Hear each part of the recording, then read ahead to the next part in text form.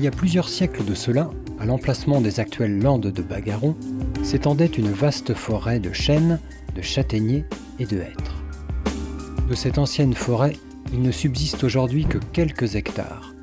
Mais ces arbres centenaires sont chargés d'histoire, et ils témoignent d'un passé dont on peut encore percevoir la présence autour de nous.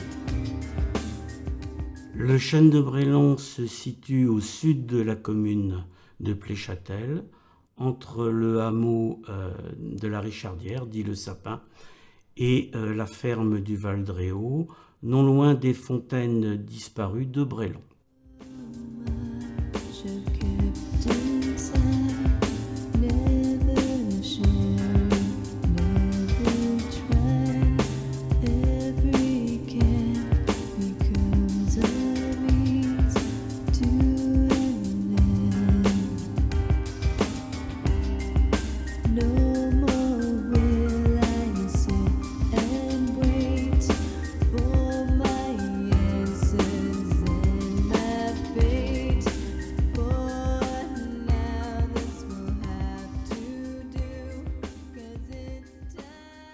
C'est sans doute l'ultime témoin de la grande forêt qui existait il y a quelques siècles entre le village de Brémalin et le hameau de Saint-Saturnin.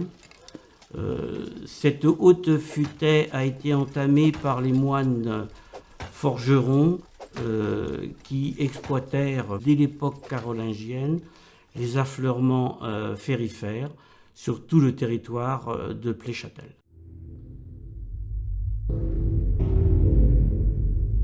Le chêne de Brélon est un arbre remarquable à plus d'un titre. On ne peut qu'être impressionné par sa taille et le sentiment de puissance qui s'en dégage. Son énorme tronc et sa ramure tortueuse, dont chaque branche pourrait être un arbre. Mais il est aussi remarquable de par sa longévité exceptionnelle et la charge émotionnelle que cela lui confère.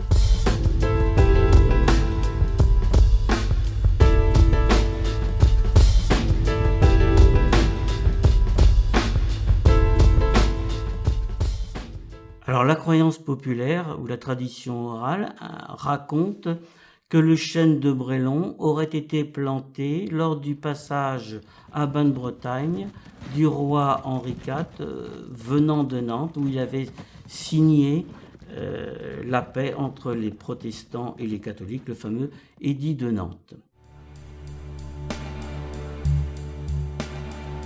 L'établissement La Croix-Verte, qui était alors un relais de chevaux, abrita le roi et sa suite le temps d'une nuit. Et c'est, selon la croyance populaire, en l'honneur de Sa Majesté Henri IV, que l'arbre aurait été planté. Mais la légende ne dit pas par qui.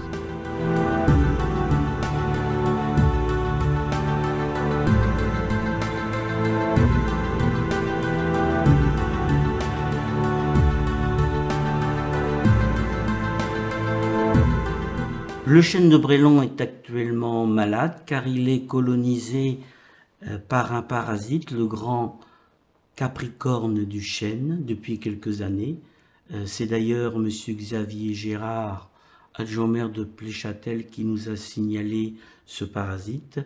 Et on a fait venir un agent de l'ONF qui a confirmé la colonisation par le grand capricorne de ce chêne vénérable.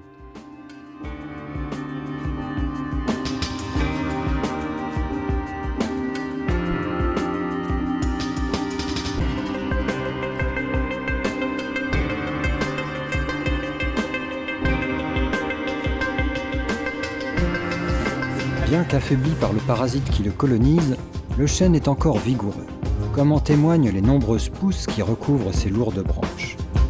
Et à moins d'un cataclysme, sa majestueuse silhouette continuera encore longtemps à projeter son ombre sur le chemin et les promeneurs.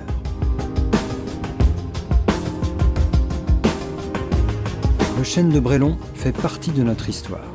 Il participe à la richesse et la diversité de notre patrimoine. Un patrimoine qu'il faut protéger et préserver.